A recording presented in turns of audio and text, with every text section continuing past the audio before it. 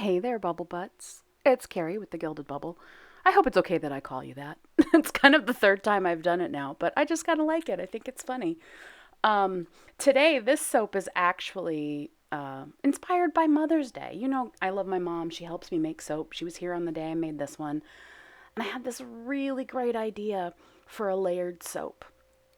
And I'll throw the inspiration up on the screen right about here. Here's my inspiration, my mood board. I'm actually trying to replicate those four striped colors. I saw those stripes and thought, that's going to make a gorgeous soap. And it did. I cannot wait for you to see this because I'm doing straight layers, which is so tough. It involved math. I know. I'm getting better. I'm getting so much better at this. Plus, I'd measured out 4 layers for something else I was doing, so I already had the math done. That's not cheating, though. That's not cheating. No.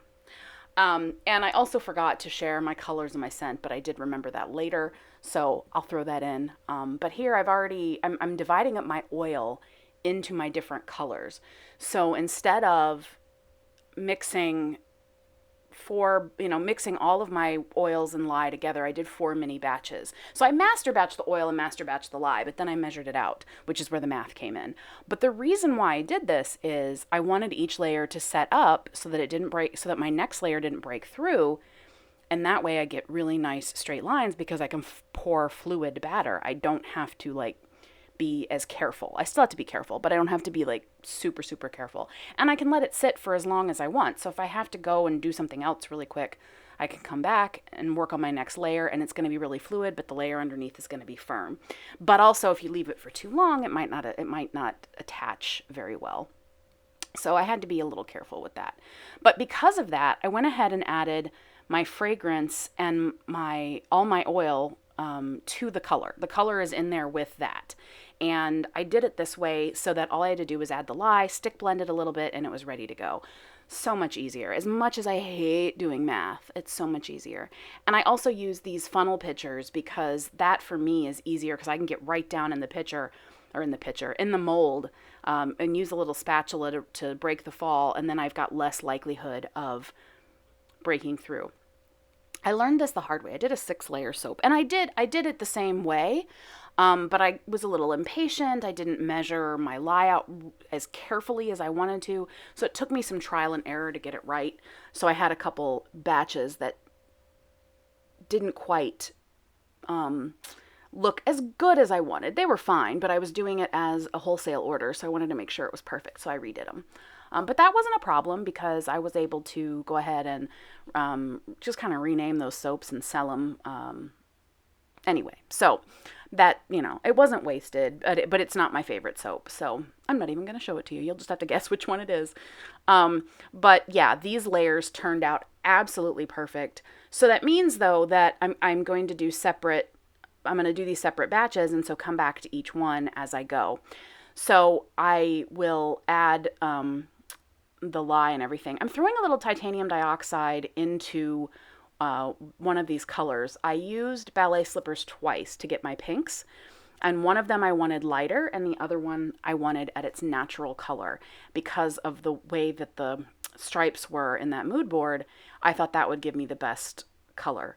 So that is the pink that I'm using. The scent that I'm using is Peach Perfection from Nature's Garden. It's a delicious, fresh smelling peach scent. And then my colors are ballet slippers. And again, I'm using one of those layers lightened with titanium dioxide.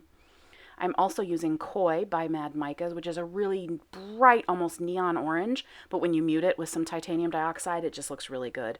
Back to my favorite evergreen mica from Brambleberry. And so even though I'm only using those 3 colors, I will have 4 layers because both of these, this one looks kind of orange, it's just because the oil's not mixed in. Those are both ballet slippers.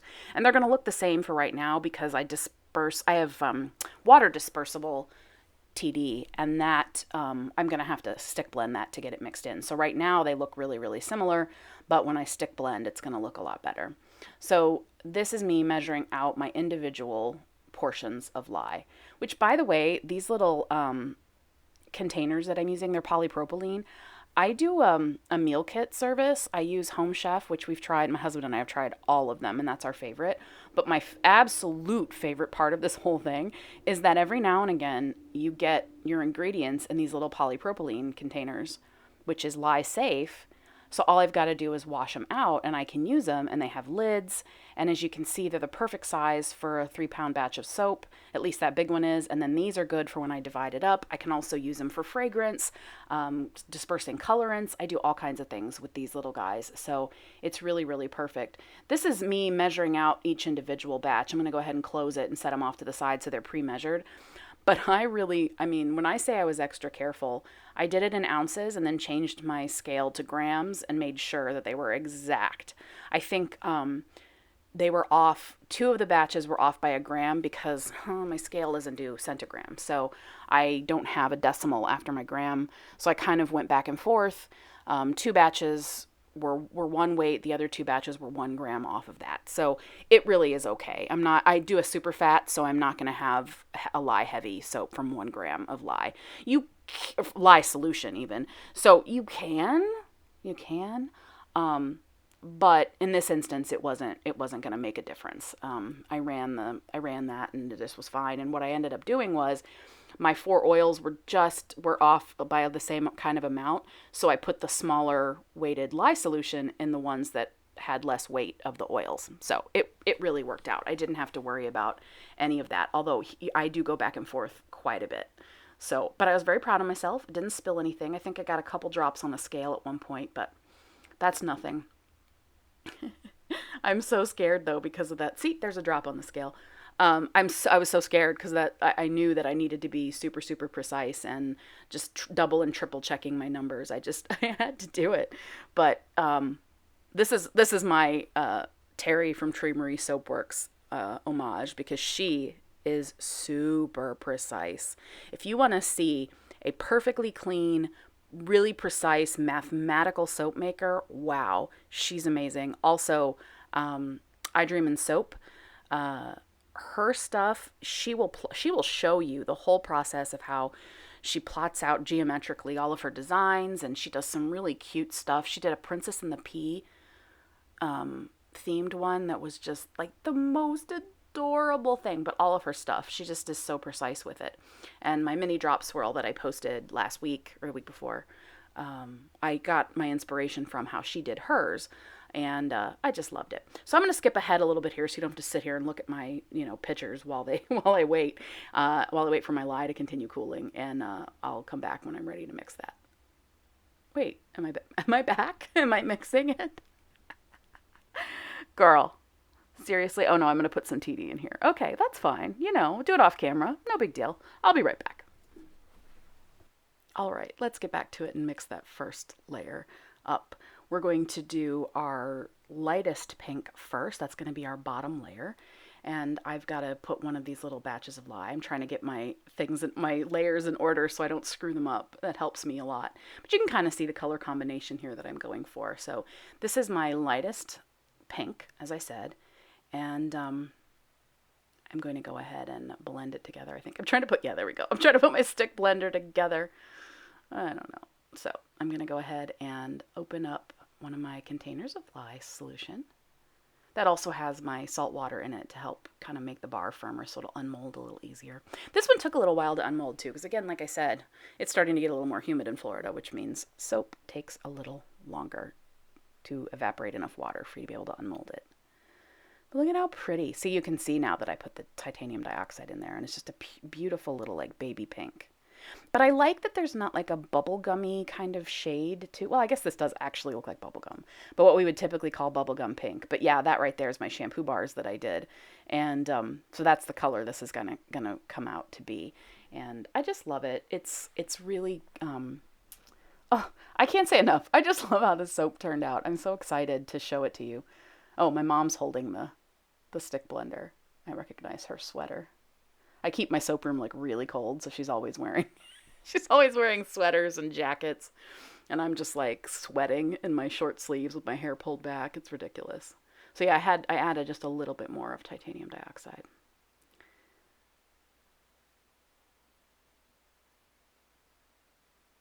Gotta clean that off because it's gonna be a while before I come back to it. So I actually wipe it off with a paper towel also, so that I don't have. I made the mistake one time of putting a stick blender into some soap after I'd, stepped away and came back, and I ended up with chunks of of partially saponified soap in my next batch. So won't ever do that again. This layer is the easiest because you know what? You just dump and go. I love the first layer of a soap or the first pour. Oh, it's so satisfying. Oh, I love it. And then scraping that guy out. Oh, look at that. Look at that pink though. God, isn't that pretty? I'm not even the like hugest fan of pink, but if it's the right pink, like your girl owned the like hot pink razor phone back in the day.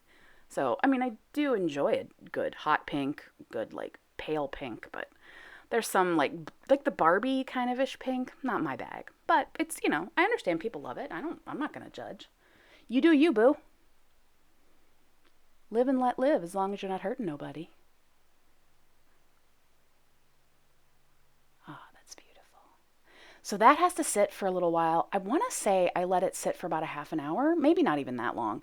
I was in the middle of doing some other business related tasks. So I was also able to get some things cleaned up in between. So I'm going to let that sit and we'll come back and we'll pour the second layer. All right, we're ready for round two.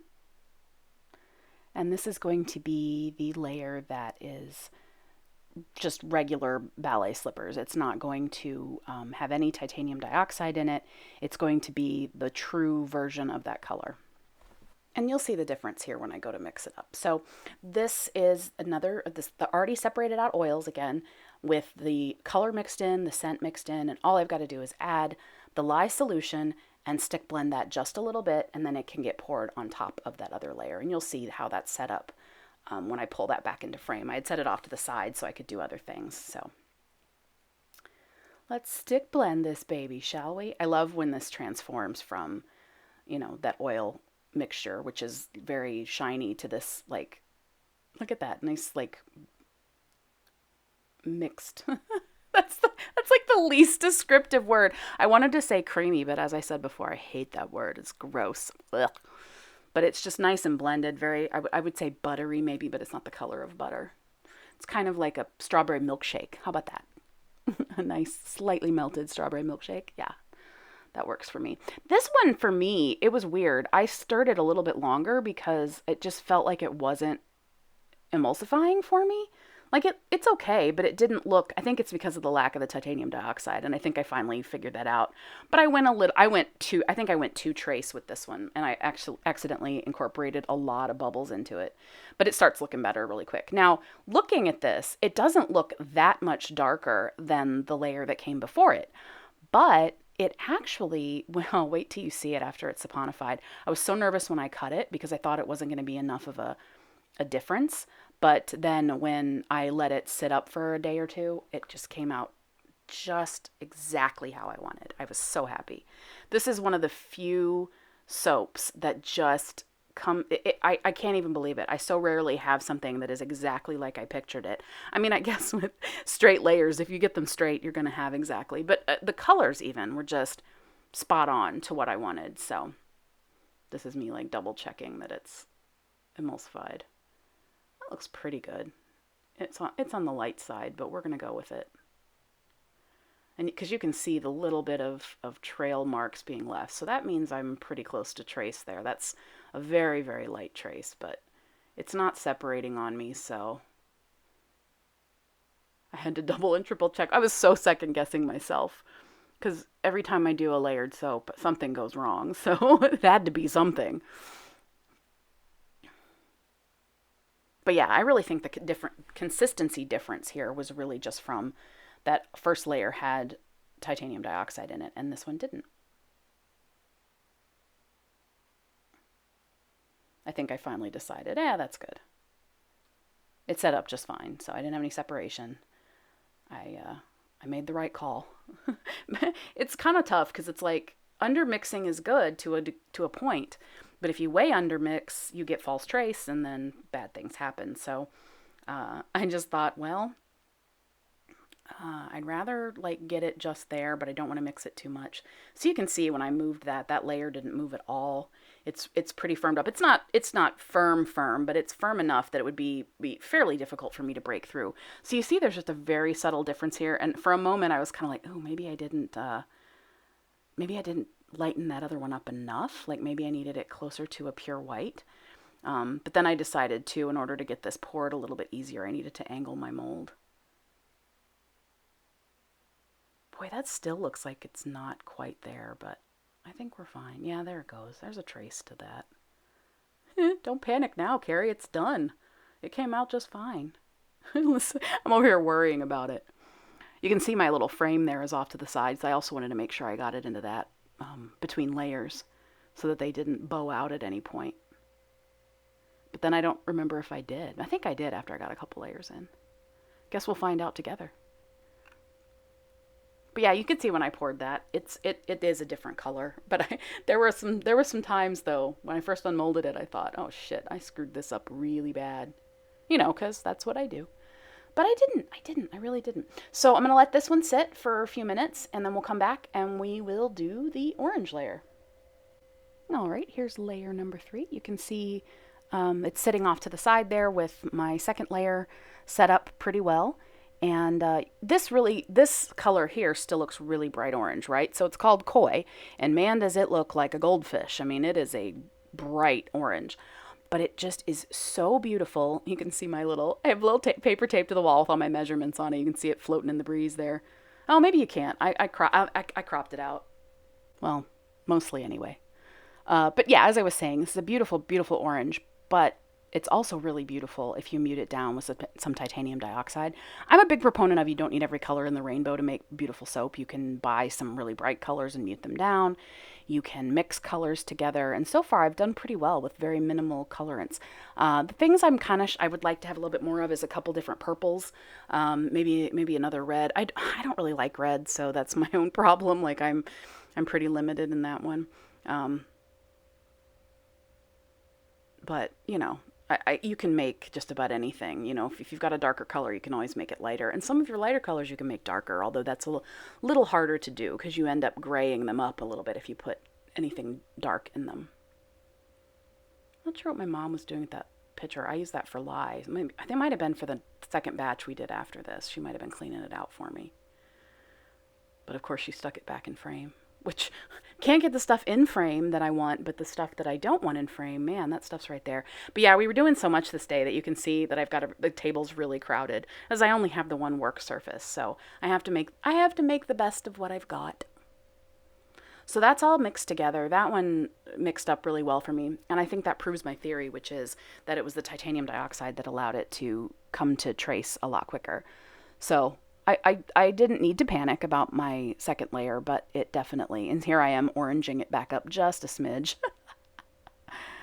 Oh, girl, you can't ever just decide. But I'm glad I did that. It did come out just orange. I didn't want this to just be a slightly peachier shade of ballet slippers. I wanted it orange, so I wanted to make sure. There it goes, yeah. And then that color, so this color is one of the ones that it saponifies slightly differently. It darkens up a little when you go with it. So you see the color of koi in the picture as a bright, bright goldfish orange, and it darkens just ever so slightly as it saponifies. This this fragrance that I'm using also discolors slightly to a cream kind of color. So it's not much discoloration, but I wanted to make sure too that I lightened them up so that if they did discolor, they weren't going to fall out of the color range I wanted. So you can tell the difference there with the spatula. The batter was almost the same color as the spatula, or the oil was, and this batter is much more like a peach. So if you're looking to make a really good peach color, you don't need to buy a separate peach. Although cantaloupe and Always a Bridesmaid are pretty good, but I haven't used those. I had a sample size of Always a Bridesmaid, and I've seen soaps made with cantaloupe. They're good. They're good colors, but you don't need it. You just need some titanium dioxide and some really basic bright colors. Get them with different tonal values. So get a yellowy green, get a bluish green, get a turquoisey blue, get a baby blue, and then you can, or a bright blue, and you can do those. You can also take neons. I did a layered soap with Brazen Hussy. Oh, beautiful. Especially once you lighten it up. Oh, that's such a pretty color. It makes a good peach too, but it's a much more bright. It's more like a coral. It's kind of like that coral color that's on my watch band there when you start to lighten it up. But yeah, that layer just went on beautifully. Didn't break through. I have one little tiny spot in the entire loaf where I have a teeny tiny little point. So I was just probably holding the pitcher just a smidge too high or didn't get the spatula underneath it like I wanted. But otherwise, wait until you see how straight these layers are. The other soap makers are going to want to hire me for some straight layers. No, it's so easy. You can do it yourself. Like, what's easier is, of course, if you're doing large batches, right? So if you're using a slab mold, you can make a whole batch of soap and pour it, and then another batch of these, littler ones are a little harder to, you have to be really careful with how precise you get, right? Because with those smaller amounts, a gram or two, an ounce is going to make a huge difference. A gram or two could, if you get, a little too far off. So, but if you're dealing in a, larger, you're making, each layer is a 3-pound batch of soap in and of itself, you've got a little more leeway where if you're off by a gram or two, it's really not going to make any difference, especially if you super fat. It's just going to take away some of your super fat. You're not going to have a lye heavy soap. So I'm just beating it down to get any bubbles out, make sure that's sitting flat. I have a tendency when I pour to end up with it kind of humped in the middle. So I let that sit for probably 20 minutes, I think. And then I came back and did the last layer. So I'm adding the last of my lye solution to that. I did measure everything out because sometimes you can get down to that last little bit and you didn't measure everything else. And so the only way to know that you got them even is to make sure you measure all the layers. So I did that. I measured all my lye and had it in separate containers. This one again has some titanium dioxide in it, so it also comes to emulsion really easily, really quickly. And this color, I think I might add a little more green back into this. I can't remember. But it starts to look a little gray, but it does not when you have it. So when it saponifies, it comes out a nice pale green, very springy. But yeah, I was inspired to do this for Mother's Day because that mood board I showed you, it's very bridal, but it kind of just, I don't know, something about it, the flowers and things just reminded me of Mother's Day. And I thought the peach was a nice fresh scent. It's not super candy sweet either. It's very fresh and fruity. So I like that. I like fruity scents. I thought a floral's too predictable, right? I don't know. And not everybody likes florals. Fruit scents tend to be a little more popular across the board. So let's pour this. This is so satisfying, especially because there's a bigger color difference here. This is really just great to watch. Notice also I had all my spatulas color coordinated again. As I have a pink and orange and a green. I don't always have all the colors I'm using. Yes. Oh, so satisfying. The best is when someone's doing a slab mold and they're pouring like a huge bucket of soap into a big slab mold. Oh, I could watch that for hours. Someone get Katie Carson on the phone. Or Holly from Missouri River Soaps. They both do these huge like slab molds. I love it. So yeah, if you're a soap maker and you are on YouTube and you share soap making videos, leave me a comment on this video. I would love, love, love to watch your videos.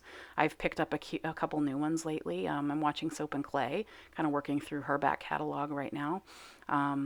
I've got all the big names, obviously, because the algorithm will show you those first. But I wanna get to know some of the smaller creators, and I'd love it if you return the favor and share my channel. But you don't have to. I'm just happy to kind of help you grow your channel a little bit, and hopefully in turn that'll help you grow your business. So I'm happy to do it because I love watching soap making videos, especially if you do a lot of pours and a lot of cuts. Ooh, love that. All right, so this is gonna set up, and then I will come back and I will show you the cut. So yeah, my table's a little dirty. I made some soap right before this and I had wiped it down, but it's a little streaky. So that's why I use the wax paper. It keeps from getting, if your soap's still a little sticky at all, it keeps it from getting smears all over it, which is a little harder to get up, but it's not the end of the world. But I like to use the wax paper to set the soap on too, so it doesn't pick up anything that's on the table. You can kind of already see it in the corner there. Look at how good those layers are. I'm so excited to show this to you. You have no idea. Well, I mean, maybe you do. I don't know. Look at that, though. Look at it. Now, you'll notice on the side here, there's a little bit of discoloration. You might have peeped that just as I was moving it. That's just because the color's morphing as it saponifies. And so you'll see here how this starts. But when I show you the ends, that's going to be what it's really going to look like. And then the interior is going to continue to change just a little bit. And, of course, you'll see the final version after I clean it up and photograph it. Look at that. Look at it. I kind of didn't get a good sample off the end, but the problem is with this cutter that I have, I'll get one good sample on one end and then the other end won't have one. Look at that. Isn't she pretty? Those layers are just perfect. So yeah, there's what it's going to end up changing to. See that discoloration there as it changes? So that orange darkens up a little bit and it's going to end up looking a little bit more like that.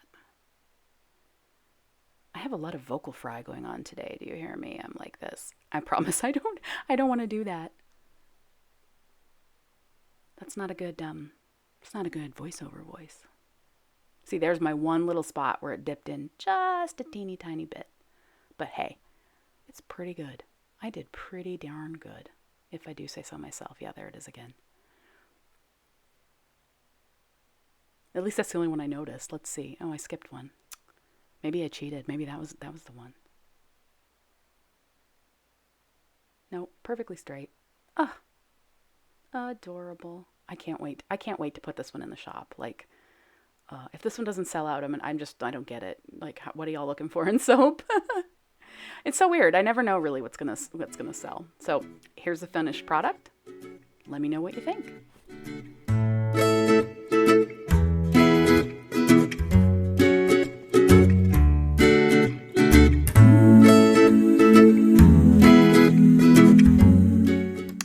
Want to wish all the mothers out there a really happy Mother's Day. I hope you love this soap. I hope it was a nice little gift I could give you. If you would, I'd love it if you could like my video. Comments are gold. Subscribing's great. Whatever you'd like. Or you can just follow me on Instagram, Facebook, TikTok, whatever. And as always, you can find my soaps at thegildedbubble.com. Thanks for watching. I'll see you next time.